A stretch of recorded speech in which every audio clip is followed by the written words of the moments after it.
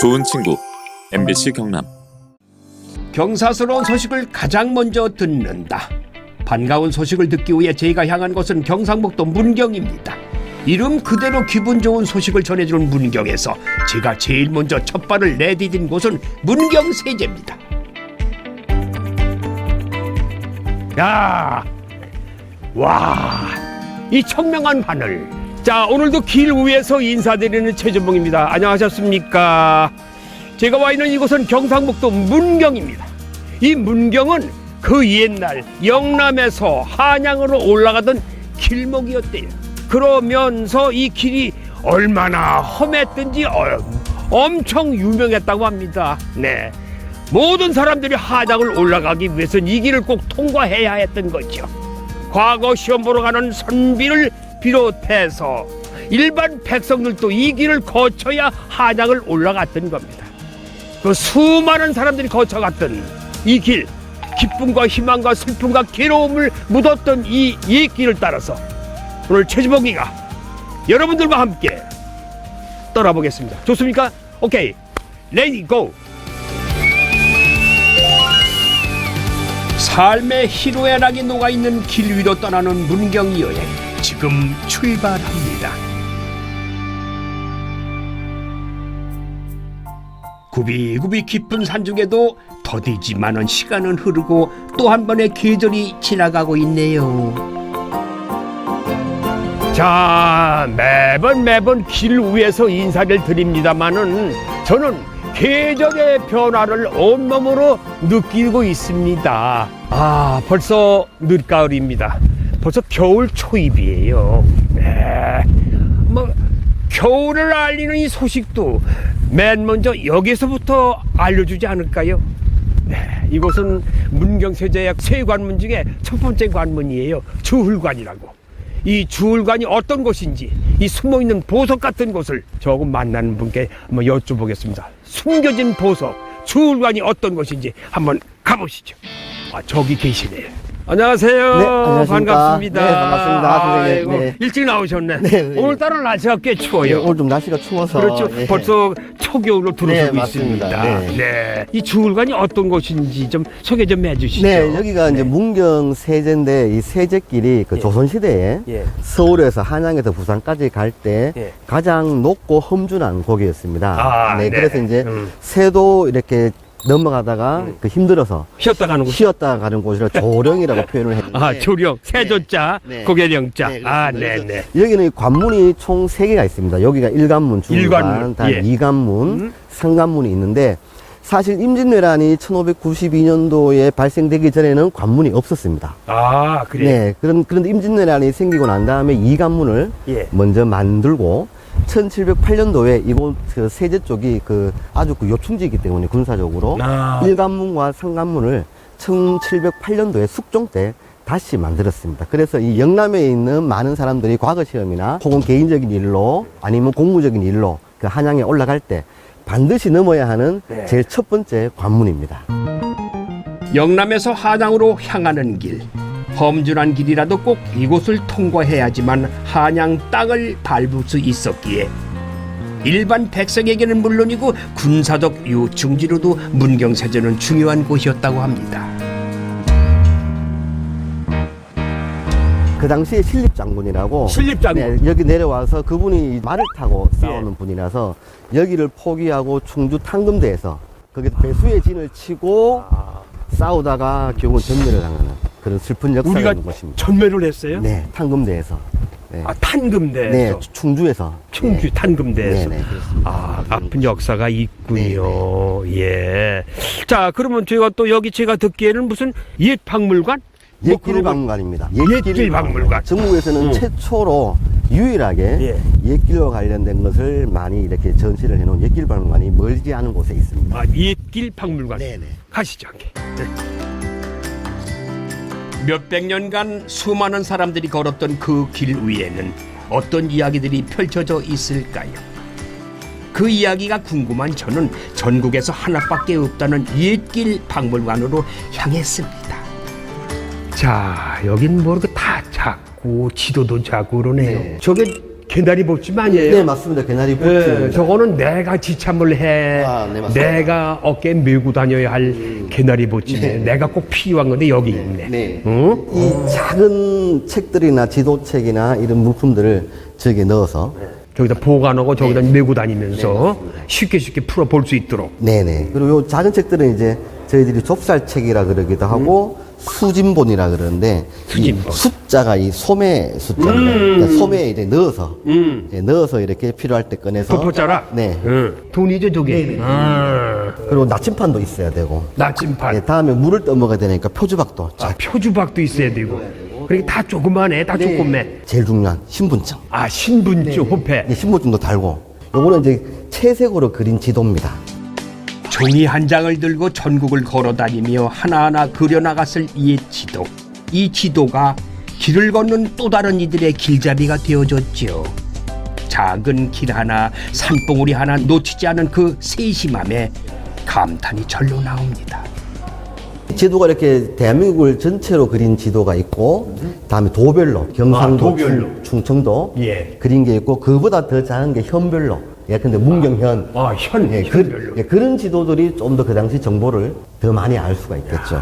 네. 그런데 문제는 이제 과거에는 대부분 여기 보시다시피 채색 지도로 그렸기 때문에 축척이나 이런 게 안 맞아서 사실 이 지도를 펴고 이 길에 따라가면 가까운데도 실제로 가보면 멀고 네, 그래서 사실 축척이 좀 안 맞아서 그래서 우리 조선 정부에서도 이 축척을 맞추려고 굉장히 애를 많이 썼습니다. 그래서 뭐 조선시대 중기가 지나면서 후기로 가면은 이제 뭐 이제 그쪽에 비변사인 방한지도라 그래서 모른종이처럼 이렇게 해서 축척을 맞추려고 애를 썼고 가장 큰 백미는 저기 잘 아시죠? 김정호 선생님의 대동여지도 같은 경우는 그렇죠. 산줄기, 물줄기, 길까지 표현을 다 했기 때문에 거의 축척을 맞게끔 그렇게 잘 그린 지도입니다. 자, 이거 지도고 길을 보니까요. 그 옛날 옛 지도, 현재의 지도, 현재의 길. 아, 이제 비교가 되네요. 네, 맞습니다. 옛 길하고 지금하고. 이 종이 한 장에 과거와 현재가 그대로 담겼습니다. 지도 속 길을 걸으며 힘든 순간이 다가왔을 때 우리 선조들은 어떻게 이겨냈을까요? 길동무와 두런두런 이야기를 나누거나 혹은 노래 한 소절로 고단함을 날려보내지 않았을까요? 고개 그러면 가장 먼저 생각나는 아리랑이죠. 아리랑입니다. 그래서 전국적으로 아리랑이 많지만 그렇죠. 저희 문경세제도 아리랑이 계속 전해져 오고 있습니다. 예, 우리하고는 아리랑하고 뗄래야 뗄 수 없는 그런 관계를 가지고 있잖아요. 네, 아리랑. 특히 이 문경세제 아리랑은 여기 보시면 중요한 책이 하나 있습니다. 이 1896년에 그 헐버트 선교사 아시죠? 선교사. 예, 선교사가 우리나라에 와가지고 더 코리안 보컬 뮤직이라는 것으로 해서 세계적으로는 처음으로 아리랑의 그 음을 오선지에 그립니다. 거기에 가사가 영문으로 적혀 있는데 문경세제 박달나무 홍두깨 방망이로 다 나간다. 라는 문경세제 아리랑의 대표 사설이 실려 있습니다. 아, 사설까지 실려 있네. 네. 그 외에도 많은 아리랑의 가사가 있었다라고 나오는데 왜 하필 문경세제 아리랑의 가사를 저 밑에 적어놨을까? 아마 그 당시 서울에서 이 문경세제 아리랑 가사가 많이 들렸던 것 같아요. 헐버트한테. 아, 이제 그게 이제 더 올라가면 이제 흥선대원군의 경복궁 중수공사하고 관련이 있습니다. 그때 이제 경복궁 타령 보시면 어떤 게 있냐면 울진의 금강성 나무 경복궁으로 다 들어간다. 그러니까 뭐뭐는 뭐뭐로 다 들어간다라는 그걸 가지고 아마 우리나라 사람들이 또 술 한잔하고 아리랑 하면 개사를 또 많이 하지 않습니까? 개살 좋아하지. 네네, 그래서 마음대로 부르는 거지 뭐 그냥. 이게 흥선대원군이 아리랑이 그 당시 많은 남자들이 부역을 갔기 때문에 예. 나를 떠나는 낭군 그래서 아리랑이라는 그런 어원도 있다라고 합니다. 그래서 아마 이 구절이 서울에서 유행을 했기 때문에 그 헐버트라는 선교사가 그 구절을 많이 듣고 아마 대표적인 가사로 저렇게. 그러니까 저희들은 근대에 기록된 아리랑. 새들도 힘들어 쉬어갔다는 문경세제. 두 발로 걸어야만 했던 이들에게 얼마나 힘든 길이었을까요? 그 험준한 산길을 넘어가며 불렀던 아리랑이 한양의 당도에서도 입에 남아 흥얼거렸겠지요. 그 노래소리를 들은 선교사가 악보에 아리랑을 남기며 문경세제 아리랑에 대한 사설도 남겼습니다. 미국인 선교사가 남긴 아리랑 악보는 서양 악보에 남겨진 최초의 아리랑이 되었습니다. 문경세제 박달나무 이렇게 나오네. 홍두깨 박팡망이 다 나간다. 아리랑 한 소절 부르고 나니까 저도 다시 길을 나설 힘이 불끈 솟네요. 그 힘으로 하늘과 맞닿은 문헌 속 최초의 길을 찾아 나섭니다. 하늘과 맞닿은 길. 네. 그래서 하늘제. 네. 이 길은 옛날부터 있었겠지만 예. 우리가 고 문헌에 가장 먼저 등장하는 길입니다. 아, 문헌에. 네, 그 명칭은 이제 계림령이라고 되어 있는데 이거는 신라의 이두식 그 발음으로 네. 여기가 이제 마골산이라고도 했기 때문에 마골. 네, 마골. 그러니까 삼을 재배할 때 아, 삼만자. 그 껍데기를 네. 그 결합 한자로 표현을 하다 보니까 계립이라고 썼던 겁니다. 계립. 여기 얽힌 그 이런 옛날 얘기라든지 전설도 많을 것 같아요. 네, 여기도 이제 사실 세제가 조선 시대에 이제 공식적인 길이 되기 전에는 그 전까지는 서울에서 부산으로 갈 때 이 길을 다 통과를 했습니다. 그래서 또 삼국 시대에는 그 고구려하고 신라가 맞던 그 요충지였고요. 그래서 여기에 혹시 바보온달 아시죠? 화보온달, 네네. 평강공주. 네네, 온달과 관련된 이야기가 또 전해옵니다. 온달과 관련된 얘기가? 네네. 그리고 영양왕 때 그 당시 온달이 뭐라고 그랬냐면 계림령과 국령을 되찾지 아니하면 내 다시 고구려에 오지 않겠다. 그리고 출정을 했습니다. 출정을 해서 이쪽 등지에서 많은 전투를 벌이다가 결국은 여기서 전사를 하게 됐습니다. 이제 그 정도로 이 하늘제라는 길은 아주 그 당시에 군사적으로 굉장히 중요한 거였고, 또 하나가 그 신라가 그 경순왕 때 그 고구려로 신라를 주면서 그때 경순왕의 아들인 마이태자가 그 반대를 하면서 자기 아버지 뜻을 결국 굴복하지 못하고 하직 인사를 드리고 금강산으로 갔다라는 구절이 있습니다. 근데 경주에서 금강산으로 가면 보통 그 해안 따라서 가면 되는데 그 당시에 그쪽으로 가지 않고 이쪽으로 해서 하늘길 넘어서 금강산으로 갔다는 이야기가 있습니다. 그래서 여기는 그 문경도 그렇고 충주 쪽에는 마이태자와 관련된 전설이 많이 남아 있습니다. 마이태자. 아, 그렇군요. 품고 있는 사연도 많은 길. 하늘과 맞닿은 하늘제는 경상북도 문경과 충주를 연결하는 길입니다. 그러니까 여기가 하늘제 정상. 네, 맞습니다. 와. 저희들이 충주 쪽에서 하늘제 충주 구간이 한 2.5km. 예. 그다음에 여기 정상에서 문경 구간이 2.5km에서 약 한 5km 정도 되는데요. 길이가. 네. 저희들이 2019년도부터 그 길을 똑같이 만들지는 못하고 백두대간 쪽으로 이래 마을 사람들이 옛날부터 나무를 하러 갈 때 사용했던 길이 있습니다. 그 길을 찾아내 가지고 약 2.5km 구간을 다시 만들었습니다. 그래서 충주시하고 문경시하고 하늘제를 156년도에 그 하늘제가 열렸으니까 2000년 만에 하늘제를 온전히 이어놨습니다. 와, 그 기분이 묘한데 또. 네, 기분이 묘하시죠. 해발 525m에 자리한 하늘제 고갯길을 통해 신라의 불교가 전파되고 물류도 전해졌다고 하니까 길은 사람만이 걷는 공간은 아닌 듯합니다. 그 오래전 선조들이 걸었던 옛길을 찾아 떠나는 여행. 이번엔 독특한 이름의 길이 제 발걸음을 붙잡네요. 토끼 비리가 저 강 건너서 바라본 찬도 그 모습을 그린 거 아니에요? 네, 맞습니다. 어? 네. 또 보니까 좀 많은 사람이 지나가고 돼 있어. 네. 일렬로 지나가는 모습이 보여요. 이 그림은 그 조선시대 후기에 그 여행을 많이 하신 옥소 권섭 선생님이라고 있는데요. 그분의 손자십니다. 권신흥 선생님께서 우리 지금 영광천 맞은편에 뒤편에 산 안에 그 봉생정이라고 있는데 그 정자에서 바라본 토끼비리의 모습입니다. 그걸 이제 그림으로 그리셨는데 위에 이제 사람이 지나가는 모습이 보이고 지금 말은 지금 안 보입니다만 말도 사실 지나갔습니다. 아, 말도? 그 선비들이 이쪽 길을 지나가면서 시를 많이 지었습니다. 그래 말을 타고 가니다가 무서워서 내려서 말을 끌고 갔다거나 양의 창자처럼 꾸불꾸불한 길을 위험하게 간다거나 그런 식의 남아있는 시가 또 많습니다. 그 당시에는 이 그림이 물도 많고 그림이 절경했을 것 같아요. 네, 맞습니다. 그러니까 우리 선비들이 시가 나오는 거야. 여기 네. 지나가면서 네. 한 수 읊고 가는 거지. 그죠? 맞습니다. 네. 야. 이름은 앙정맞지만 영남 지역의 길 중에서 가장 위험한 길로 꼽힌다는 토끼 비리. 제가 한번 걸어봐야겠지요. 한달 말 내디딜 때마다 길 폭은 좁아지는데 이 길로 사람도 말도 다녔다는데 믿어지세요?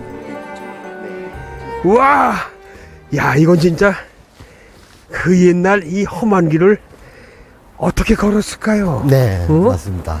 집신 신고 네. 비가 오는 날이면 지팽이 짚고 얼마나 힘들었을까요? 네, 맞습니다. 참 계절의 끝자락에 딱이 석양이 넘어가는 걸 바라보면서 팀장님과 걸은 것이 오래오래 기억될 것 같습니다. 그리고 앞에 바라보는 이 풍경이 야 이게 물 지금도 아름다운데 만약에 이게 물이 넘치고 이게 녹음이 우거진 여름이었다면은 네.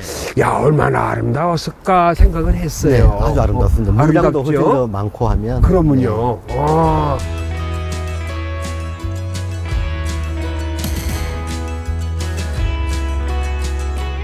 꽤 오래 기억될 풍경을 뒤로하고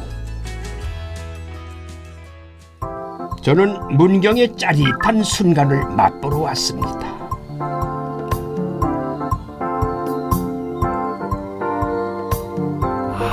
이곳은 문경세제 어드벤처 파크라고요.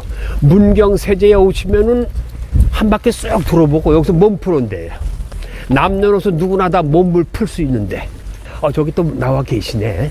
안녕하세요. 반갑습니다. 야, 여기는 어린이나 남녀노소 누구든지 와서도 즐길 수 있는 곳 같아요. 네, 그리고 맞습니다. 풍경이 너무 좋네. 근데 보니까 여기 어드벤처 파크라고 그러는데 어드벤처 파크라면 가만히 있어봐. 뭘 하는 곳이 여기?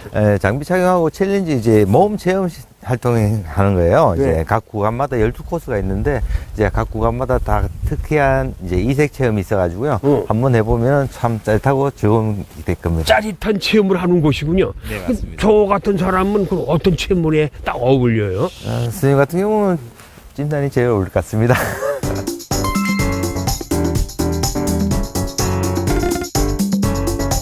아이들의 호기심과 어른들의 도전 정신이 펼쳐지는 어드벤처 파크에서 저도 잠시 동점으로 돌아가 봤어요. 아래에서 봤을 땐 높지 않아 보였는데 막상 올라가서 보니까 다리가 후들후들 떨리는 것이 이거 참 어떡하나 싶더라고요.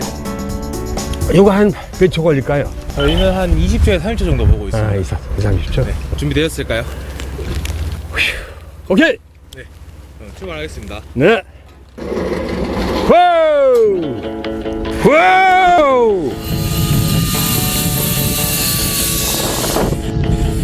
떨어지지 않는 발걸음을 막상 떼고 나니까 두려움은 물러가고 짜릿한 순간이 찾아왔습니다.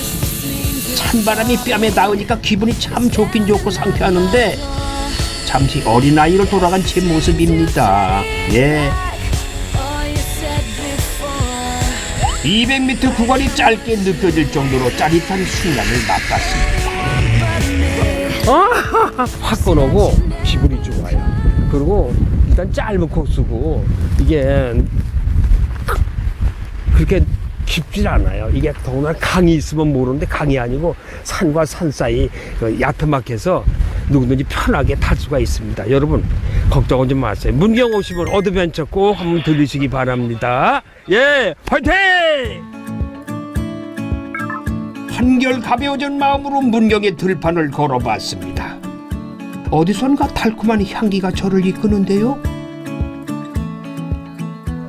저 머리서부터 이 달콤한 향기가 내 코를 막 자극을 하더라고요. 올해 작황이 좀 어땠어요? 올해는 날씨가 좀 받쳐주질 않아서 받쳐주질 양이 않아서. 조금 3분의 2 정도 수준밖에 안 됩니다. 작년 3분의 2? 예. 그런데 예. 왜 사과가 이거 사과 종류가 많잖아요. 우리나라에도 많죠. 예. 과수원도 많고. 예. 왜 문경사가 그렇게 소문났어요? 고도하고 날씨 기온이 덥고 차고 이러다 보니까 사과가 더 아삭아삭하고 달달하고 색깔도 잘 납니다. 일교차가 심한 모양이다. 문경 자체가. 그죠? 예. 사과는 일교차가 심해야지 뭐 아삭아삭함이나 당도나 이런 쪽에 아삭아삭. 표시가 확 납니다. 예. 아침 저녁으로 차가운 기온과 낮에 따뜻한 햇볕이 사과의 단맛을 끌어올리고 과육을 단단하게 만들어 준다는데요. 파란 하늘 아래 야 맛있게 익은 사과를 보고 있으니까 침샘이 자극되네요.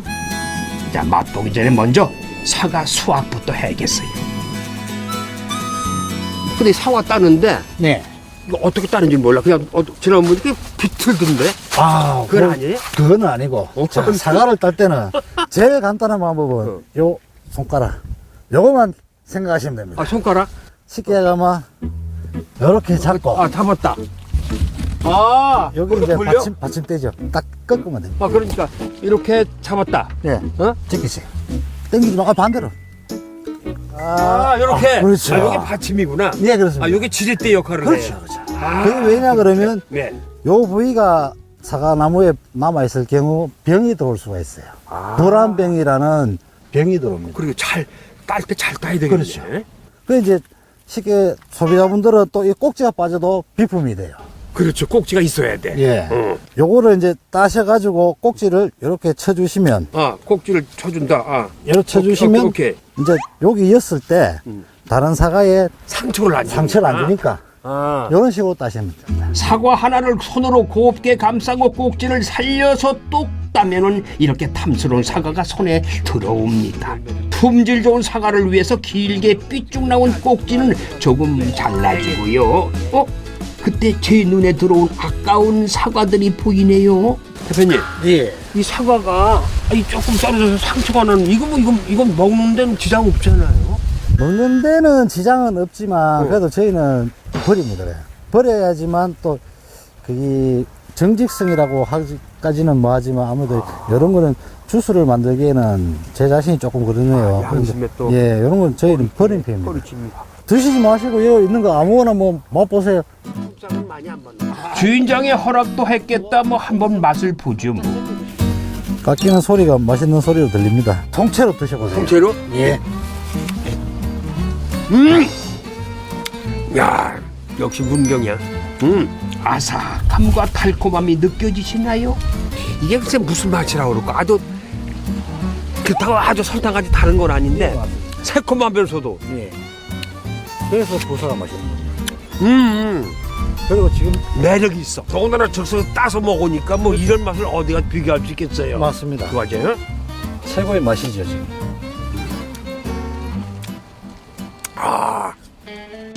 겨울로 향하는 지금 이 순간의 이 달콤함이 참 오래오래 기억될 것 같네요.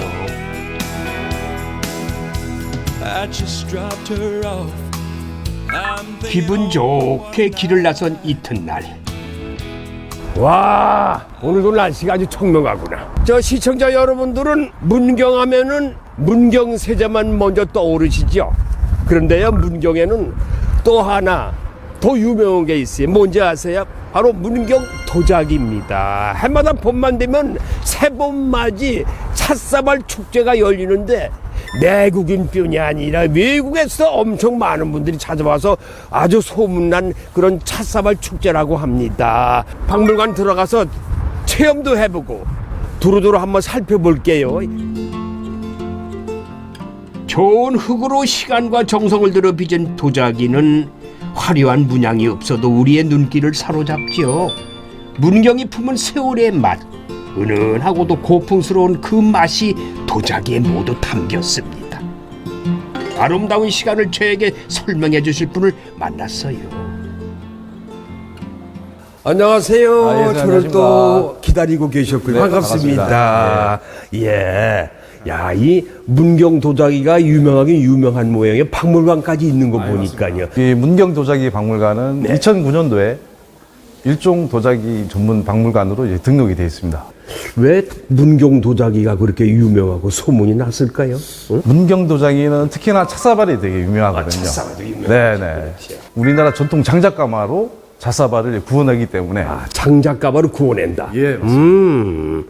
그런 전통 방법으로 구워내기 때문에 유명한 모양이지요. 예, 그렇죠. 도자기를 만들 때 쓰이는 흑인 태토를 구하기 쉬웠던 문경에는 아주 오래전부터 도자기를 만들어 생계를 잇는 사람들이 많았습니다.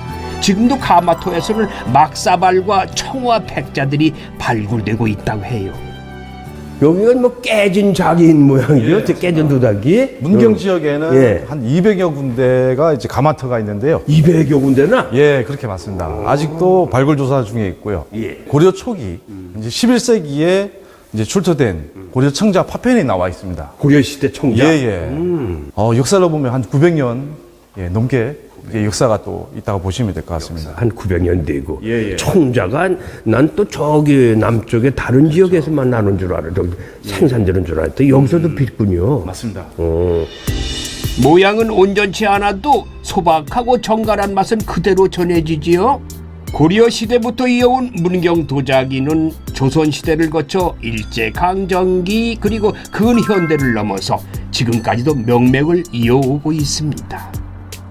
이야, 문경이 배출한 명장님들이 다 이게 여기 몇 분의 작품이 전시되어 있나 여기를? 예, 34분의 이제 대표 작품, 한 80여 작품들이 지금 전시되어 있습니다. 80이라고. 예, 예. 그럼 현재 상주하고 있는 명장들도 계시겠죠? 네, 있습니다. 지금 3분 계시고요. 예, 국가 중요 무형문화재 사기장이신 백산 김종 선생님도 여기서 작업하고 계시니까요. 예. 수백 년이 흘러 아무리 기술이 발달되었다고 해도 손으로 빚는 이 도자기의 매력은 따라오진 못할 거예요. 시간과 정성이 들어간 도자기에만 온 신경을 불어넣는 명인들이 여전히 문경을 지키고 있으니 참으로 든든한 거예요.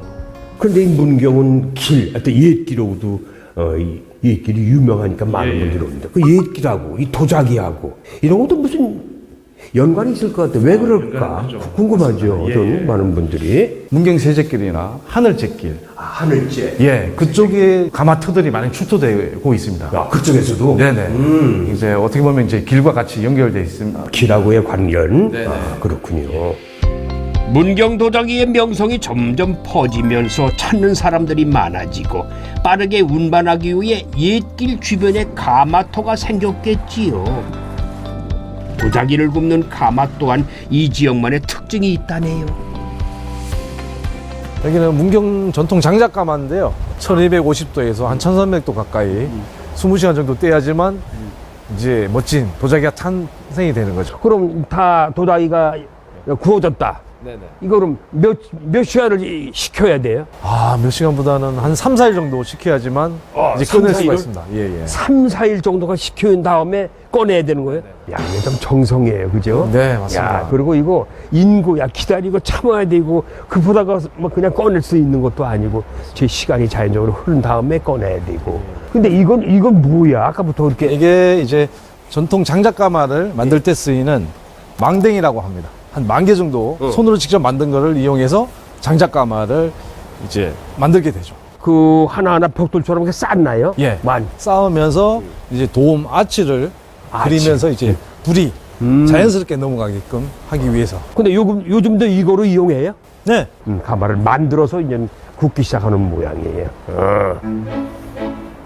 20-30cm의 원통형 흙덩어리인 망댕이를 이용해가지고 돔 형태로 만드는 망댕이 가마.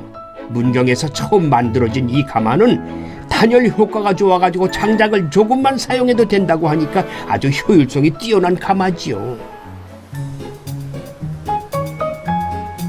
여기까지 와서 빈손으로 갈 수 없잖아요. 찻사발 만들기에 도전해봤어요. 쉽진 않네요. 1단계가 좀. 네, 모든 게 쉬운 건 없습니다만은. 아휴, 첫 시작부터 힘이 들어가는데 흙을 손으로 하나하나 미는 과정이 만만치가 않아요. 제가 미리 찻사발 소코트를 준비해 왔는데 이거를 중심 잘 맞추셔가지고 이게 본이라는 거죠? 네, 본인 살짝 들어서 소코트를 위에다가 천천히 올려놓습니다. 예, 천은 걷어내시고요. 밑으로 틀에 맞게 내려야 되는데 하시다가 보면 흙이 겹쳐지는 부분이 생기거든요. 그럴 수도 있겠어요. 그 부분은 갈라질 수 있는 확률이 높아가지고요. 이렇게 최대한 펴가지고. 피면서 밑으로 내려오시면 됩니다. 이제 혼을 불어 넣듯 한 땀 한 땀 정성을 들여야 합니다. 표정만큼은 완전히 도자기 명인이에요. 너무 엄청 잘하시는데 예, 좋습니다. 예. 됐죠? 네네. 이렇게 하시면 어느 정도 뭐 국이나 막걸리 드실 때 좀 보일 수도 있고. 야, 제가 정성껏 만드는데 여기다가 막걸리 한 잔을 딱 따라서 제대로 마시면 와. 아니 막걸리보다는 예. 문경에 오셨으니까 네. 문경 찻사발에 한번 차를 타서 한번 좋습니다. 드시는 게 어때요? 그렇죠. 이게 찻사발이니까 문경 차를 한번 네네. 마셔보죠. 예, 고맙습니다. 가시죠. 같이 가시죠. 예. 예. 막걸리 한 사발 들이키는 건 뭐 나중으로 미루고요. 찻사발 고장에 왔으니 차를 한 잔 해보죠. 반갑습니다. 반갑습니다. 문경을 찾아주셔서 너무 한복을 감사합니다. 차려입으시고 예쁜 손으로 또 차를 만드셔서 지금 제공해 주시려고 하는데 저 기다림이 설레네요. 이게 지금 차 이름이 무슨 차예요? 말차, 말차. 녹차 잎을 가루 내어서 가루를 낸다? 네, 분말로 된 차를 이 차 사발에 담아서 마시는 아주 좋은 차입니다. 일반인들도 이 말차를 많이 마시나요?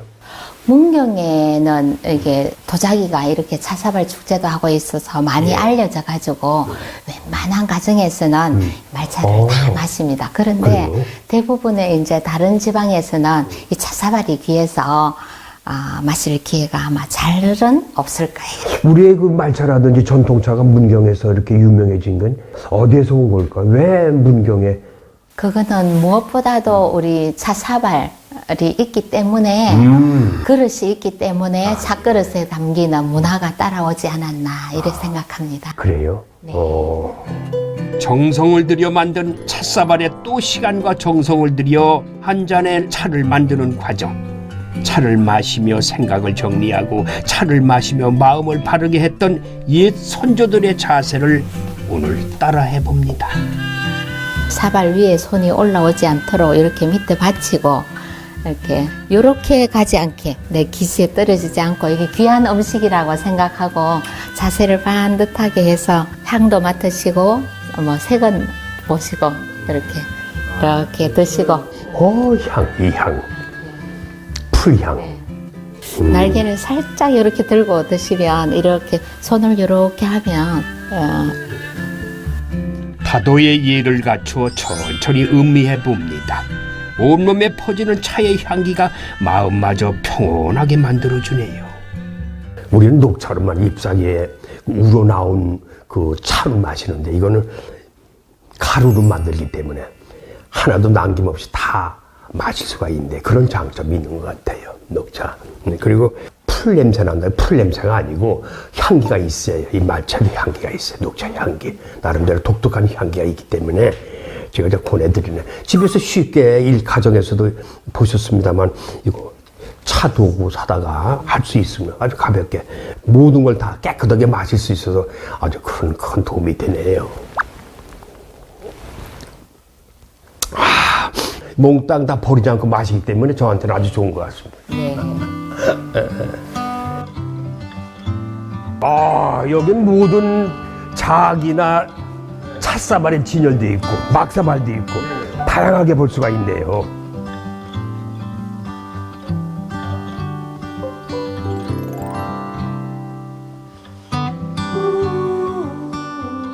깨끗하게 한 잔을 비우듯 마음과 몸의 피로를 씻고 다음 여행지로 향해 봅니다. 명성이 자자한 도자기의 비결은 좋은 흙이 있기 때문인데 이런 문경에는 특별한 돌도 있다고 하네요. 그 돌을 찾으러 제가 온 곳은 한우집이에요. 이야, 이거 보니까 딱 진수성찬이야. 이 문경 약돌 한우가 소문났잖아요. 예. 왜 이 약돌 한우가 유명해졌고 맛이 좋은지 난 모르겠어요. 저희가 이제 거정석이라는 거를 이제 사육기관에 소한테 먹이고 있거든요. 그런데 그게 소한테 이제 좋은 영향을 좀 줍니다. 그 육질면에서 좀 좋은 면을 줘가지고. 그 약돌 자체가? 그래서 그 부분이 아마 이제 소 육질의 그 조직감이라 그러는데 그 탄력성 부분에 굉장히 좋은 영향을 줘가지고 육즙이라든지 풍미라든지 이런 게 좋습니다. 이 사가시는 분들은 뭐라고 그러세요? 일단 맛이 좋다 그래요. 맛이 좋다. 좋고 고기가 씹는 맛이 있다. 씹는 맛이 있다. 네. 그러면서 또 부드럽다. 그래 말씀을 하시니까 아마 좋게 봐주셔가지고 그런 것 같습니다.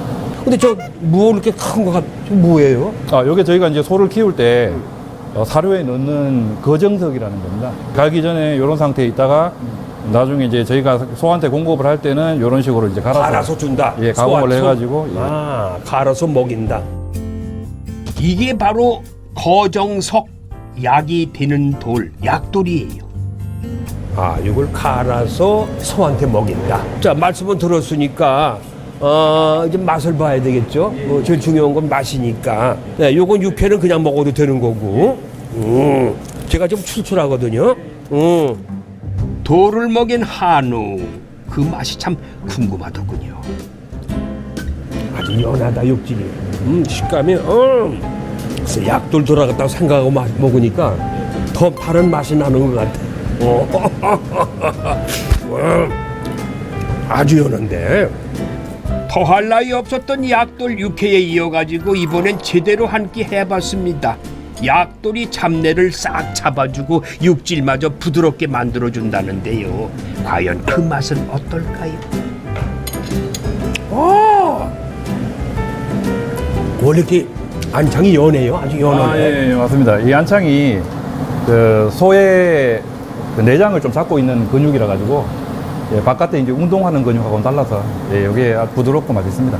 자, 시청자 여러분, 자, 문경에 오시면은 세조경도 하시고 옛길도 걸으시고, 또 여기 세트장도 구경하시고, 문경에 또 유명한 사과도 있죠. 문경 사과. 그것도 한 보따리 사져가시고 차에다 싣고 가는 길에 여기 또 이렇게 춥게 모셔가지고 약돌 하루 한번 들고 가시면은 이거 뭐 더 이상 뭐 일석삼사조입니다. 예, 그럼 후회 안 하실 것 같은데요. 와. 오랜 시간이 쌓인 옛길을 걸어보는 문경 여행. 길을 따라 걷는 여행객의 배가 든든해졌으니까 다시 또 걸어가 봅니다. 그 문경에 들리시면은 아주 특별한 곳이 있다고 제가 얘기를 들었는데 그걸 특별한 곳을 저한테 설명해 주실 분이 여기서 만나자 했나? 어디서 만나면 모르겠네. 저분이신 것 같아. 사람 얼굴 보니까. 안녕하세요. 안녕하세요. 많이 익숙한 얼굴 같은데. 어서 오십시오. 본 사람이야. 어디서 뵀지? 마지막 여행지를 소개해줄 특별한 분을 만났어요. 이게 얼마 만에 인사드리는 거예요. 어떻게 여기 시골까지 이렇게 소문났어 이게. 영광스럽습니다. 이 특별한 곳에 돌린의 무슨 습지예요? 돌리네 섭지라고 해서 돌리고 하는 섭지가 아니고요. 외래어입니다. 외래. 그러니까 석회암 지대는 보통 물이 이렇게 안 고이는데 여기는 특이 지형이 돼가지고 물이 고이는 거예요. 그래서 특이한 섭지고 또 이게 하천이나 뭐 해안가가 아니라 이 계곡에서 이렇게 물이 고이는 석회암 지대가 아주 세계적으로 드문 곳이죠. 그러다 보니까 우리가 보물단지를 몰랐는데 이제 겨우 보물단지를 알아가지고 이게 언제 그럼 발견됐어? 이제 2017년도 우리가 이제 6년 됐네. 6년 됐어요. 그때 처음으로 이게 이제 학술적으로 학자들이 이런 데 곳이 있구나. 그래서 이것을 관리를 해야 된다. 많은 사람들이 알려야 된다. 그래가지고 이제 환경부에서 이제 섭지 지정도 받고. 지정받으셨구나. 그래요. 이제 그걸로 끝나는 게 아니고 이 섭지라고 그러면 또 족보를 관리하는 데가 람사르라는 데가 세계적이에요. 남사르 거기 협정에 들어가야 돼. 람사르에 등록이 이제 되고 그다음에 마지막은 람사르 섭지 도시라고 하면은 최종적으로 람사르에서 세계적인 섭지로 인정을 받죠. 그다음에 또 이제 지질학적으로는 보면 이제 우리가 유네스코의 그 세계 지질공원 등록을 받아야 돼요. 그럼 생태적으로 지질적으로 두 가지 양수 겸장이 되면 세계 최고가 되는 거예요. 그래요? 그래 그걸 다 추진하고 있어요. 시장님이 입에 침이 마르도록 칭찬하는 돌린의 습지.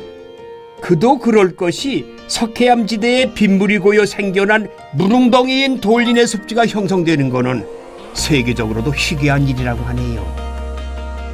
포도나무와 억새굴락이 장관을 이룬 돌린의 습지는 말 그대로 생태계의 보물창고예요. 시장님, 오다 보니까 여기 저게 고라니 샤오장이라고 있어요. 그러니까 여기 희귀한 동물이나 희귀한 식물들이 많이 있는 모양이죠. 이게 섭지라는 게 원래 그 학문적으로는요.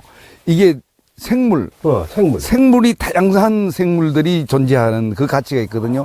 그러다 보니까 우리 돌린의 섭지만 하더라도 그 나타나는 생물종들이 동물, 식물 합해가지고 932종, 거의 1000여 종이 됩니다. 이 섭지 안에 다양하게.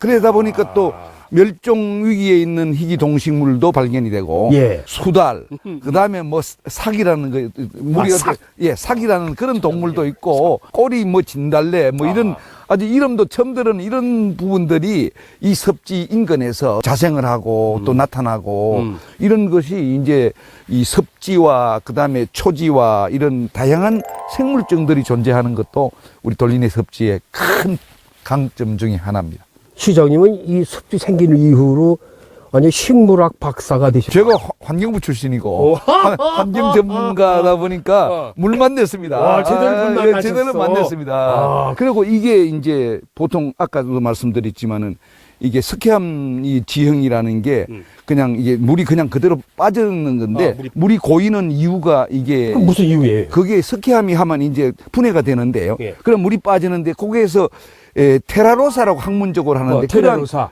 이 물질들이 불투수층을 형성하는 거예요. 그러니까 밑에서 테라로사가 깔리니까 물이 안 빠지는 그 불투수층이 이제 자연스럽게 형성된 지형이다. 자연적으로 형성된 습지. 그래서 물이 고이는 이러한 특이 체질이 특이 지형이 형성된 거로 봅니다. 만들어진 이후부터가 독특하고 신비한 돌리네 습지. 1시간에서 1시간 반이면 충분히 둘러볼 수 있는 이곳에 놓쳐서는 안 되는 또 다른 볼거리가 있다고 하네요. 한겨울에도 얼지 않는 신비한 샘. 반갑습니다. 예. 지금 오늘 설명해 주실 게 뭐예요? 전 무슨 샘이라고 왔는데. 요 안에 우리 요 옥녀샘 좀 말씀해 드릴게요. 그럼 가까이 갈까요? 시장님도 가시죠. 이름에서부터 심상치 않은 옥녀샘. 역시나 재미난 전설을 품고 있어요. 옥황상제가 병이 났을 때 공주가 여기 물을 보고 내려와서 이 물을 길러다가 조석으로 이래 들여가지고 낳았다고 하는 그런 전설도 그런 전설이 있군요. 예, 우리 여기가 옛날에는 저들 어릴 때 여기 이 가구가 있었습니다. 가옥도 여기 사람이 살았어요? 살았습니다. 몇 가구나 되는데? 예, 우리 요 섭지 안에는 3가구가 살았습니다. 3가구가 살았었는데 그때는 배고픈 시절이니까 예, 밤으로도 닭도 훔치 먹으러도 오고 이 깊은 산속에. 예, 맞습니다. 예. 주인 어른 신발 저 멀리 버리고 훔쳐가지고 도망가고 못 따라오게 그런데 옹달샘이 품은 이야기도 이곳에 살던 이들의 이야기도 참 재미납니다. 근데 지금도 물이 졸졸졸 나오거든요. 이게 물을 마르진 않겠어요? 예, 여기는 겨우 한겨울에도 얼음이 안 옵니다. 예, 물이 뜨신 물에 나가니까 요 나가는 거는 얼음이 안 옵니다, 여기. 예. 여름에만 차갑고 겨울에는 따뜻하고. 예. 조심하세요. 넘어지시면. 그렇게 좀 아직은 따뜻하지는 않아. 그렇죠. 좀 시원한데. 겨울철 되면 추울 때 되면 이 김이 너무 나죠. 그래요. 여름엔 시원하고 겨울엔 김이 나고 따뜻하다.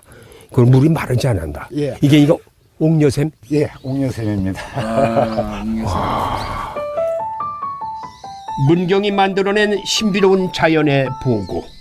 조용히 흐르는 시간 속에서 작은 동식물이 부단히 자기 생명을 이어가고 있는 돌리네 습지. 멸종 위기종과 희귀 동식물이 서식하는 생태계의 중심인 돌리네 습지가 오래오래 소중하게 이어졌으면 하는 바람입니다. 자, 오늘 또 시장님 만나 뵙고 아주 귀한 곳을 안내받아서 고맙습니다. 오래오래 좀 기억하고 있을 것 같아요. 앞으로 계획도 있으시죠? 있습니다. 이렇게 보물단지 돌리네 섭지를 많은 우리 국민들 또 많은 또 관광객들이 와서 보고 또 이 좋은 보물단지를 함께 체험하고 그러기 위해서 이제 아까 얘기한 람사르 유네스코에 대해서 족보를 확실하게 만들고 그다음에 또 이제 지금은 아직까지 얼마 안 되다 보니까 출입도 길도 좁고 그다음에 주변에 이게 상품들이 꽃단지를 만들어서 다양하게 해서 많은 관광객들이 이렇게 힐링하고 재미있게 보내는 그런 명실상부한 섭지의 명소로 만들어 가겠습니다. 예, 앞으로 그런 보물이 되리라 믿습니다. 그래서 많은 분들이 이 보물을 보고 감동하고 아, 대한민국에도 이런 멋진 습지가 있구나. 그렇게 느낄 수 있고, 많은 분들이 아마 공유해서 함께 좋은 문경으로 사랑받을 수 있는 곳으로 아마 거듭나기를 부탁드립니다. 그렇게 하겠습니다. 네. 시간 내주셔서 고맙습니다. 오늘 귀한 시간 너무너무 감사합니다. 고맙습니다. 감사합니다. 소중한 이들과 소중한 시간을 보내는 것만큼 좋은 여행은 없겠지요. 저는 오늘도 길 위에서 귀한 인연들을 만나 재미난 이야기, 즐거운 이야기를 들어봤습니다. 새로운 계절이 다가와도 지금의 기억들이 이 길 위에 계속 남아있기를 바랍니다. 자, 가을의 끝자락에서 함께 떠나봤던 문경의 시간 여행 어떻게 잘 보셨나요? 저는 이번 여행에서 아주 참 가치가 있고 귀한 시간이었습니다. 많은 사람이 함께 다녔던 오래된 길, 옛길을 한번 걸어보았고 또 귀한 습지와 생태계를 둘러보았습니다. 여러분들은 어떠셨어요? 아주 귀한 시간이었죠? 고맙습니다. 자, 지금까지 문경이었고요. 저는 다음 시간 새로운 길에서 다시 인사드리겠습니다. 고맙습니다. 언제나 길을 따라 새로운 곳으로 향하는 저에게 길은 그저 묵묵히 걷기 위해 존재하는 것이었지요. 하지만 문경에서 만난 옛길을 통해 새롭게 깨달은 게 있습니다. 길에는 무수히 많은 이들의 말할 수 없는 이야기들이 가득하다는 거요. 삶의 기쁨과 슬픔이 담긴 길 위의 이야기를 찾아 다시 또 인사드리겠습니다.